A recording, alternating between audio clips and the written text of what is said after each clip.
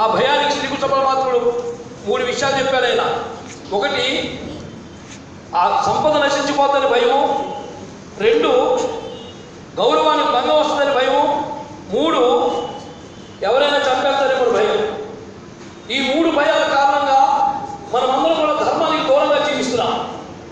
కానీ ఈవేళ అయ్యగారు ఈ 3టిని పక్కన పెట్టి ఈ ధర్మం కోసము, ఈ సంస్కృతి కోసము, ఈ దోషం కోసము నిలబడి ఈవేళ ఈ రకమైన పోరాటం చేస్తున్నారంటే ఆ పోరాటానికి మనందరం కూడా పూర్తి స్థాయిలో మద్దతు ఇచ్చి మనము సహకరించాలి.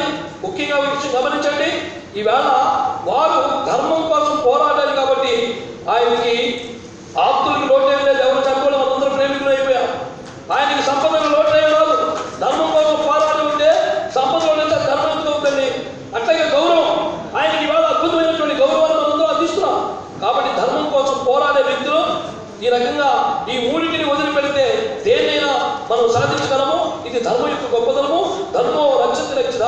ఇది కేవలం గవర్నమెంట్ సూక్తి కాదు, ఇది ధర్మం యొక్క గొప్పతనం. ఇది కాబట్టి అది ప్రత్యక్షంగా మన కళ్ళ ముందర వారు మనకి చూపెట్టారు. కాబట్టి మనందరం కూడా వారి యొక్క ఆదర్శం మేరకు మనం కూడా ధర్మ పోరాటానికి సంసిద్ధత కావాలని చెప్పేసి మరోసారి మీ అందరికీ మనవి చేస్తున్నాను. వారికి చిరకాలుగా మనం సన్మానం చేసుకుందాం. మనం